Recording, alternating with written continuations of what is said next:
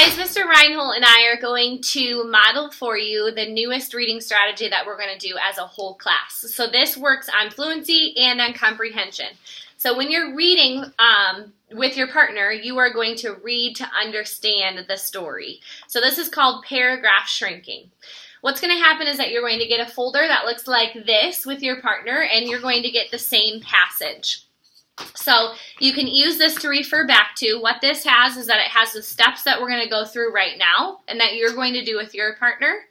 It also has what to do if you need to correct your partner while they are reading. And then it also has what paragraph shrinking is. So you can use this as a reference, and it should always be by you when you're partner reading. So what's going to happen is that you are going to face your partner like this, so you are able to read and listen to what they are saying. Mr. Reinhold is going to read first, and then I'm going to listen while he reads. So normally when we read for fluency, we time you and it's 1 minute. This time it's going to be three to 5 minutes. So whatever I say when we're doing it, I will let you know it'll be 3 or 5 minutes, and you're going to read until the time is up. So while you're reading, make sure that you're reading and understanding what is on the page. After Mr. Reinhold gets done reading, I am going to read and he is going to listen.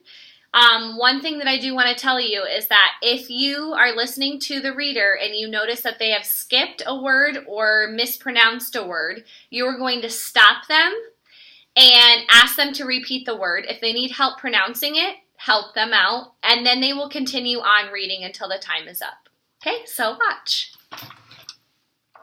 Benjamin Franklin was born in Boston in 1706. His father was a soap and candle maker. He had 16 brothers and sisters. What word was that? He had 16 brothers. Brothers. Okay, go on. He had 16 brothers and sisters. At 10, he started to work in his father's shop. He worked for his father for 2 years. Then he went to work for an older brother. Ben worked for 9 years in his brother's print shop. At the age of 17, he left. Okay, stop right there. So pretend that the timer went off and your teacher told you to stop reading. So I was listening. I helped Mr. Reinhold because he misspoke a word, and then now he is going to listen to me while I read and do the same if I mispronounce a word. Ben Franklin was born in Boston in 1706. His father was a soap and candle maker. He had 16 brothers and sisters. At 10, he started to work in his father's shop. Go back. He started to work in his father's... shop. Okay? Okay, go ahead and continue. He started to work in his father's shop. He worked for his father for 2 years. Then he went to work for an older brother. Ben worked for 9 years in his brother's print shop. At the age of 17, he left. Stop. Okay, so pretend the timer went off. So we both listened to each other read. Now the second part of this is comprehension. So we are going to paragraph shrink. And what that means is that whatever he read and whatever I read, I am going to summarize it. So we're going to shrink that passage down into about a sentence. So you're going to pick out the most important things and tell that to your partner. So Mr. Reinhold can go first, and I will listen to his paragraph shrinking. In the story, Ben Franklin started working at a very young age. He worked very hard, and he had a lot of jobs. Okay. And now that he shared, I will go ahead and share, and he will listen to my paragraph shrinking. Ben worked for his father for many years, and he also worked for an older brother.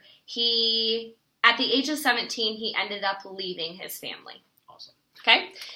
So something that I did notice while Mr. Reinhold and I were paragraph shrinking is that we both looked back at the passage while we were doing that. And it's okay, because in about 3 to 5 minutes, you can read quite a bit. So you might not remember everything. So it is fine to look back while you are giving your summary. But ultimately, the most important thing is when you're reading, you understand what you're reading. So you don't want to read so fast that you have no idea what you're reading at the end. Right.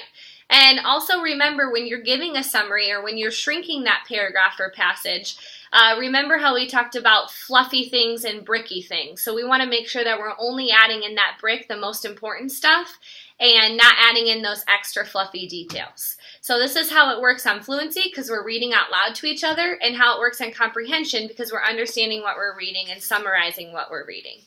So don't forget that you're sitting across from each other, you're being respectful to your partner, and remember you can always refer back to this folder if you need help with this strategy.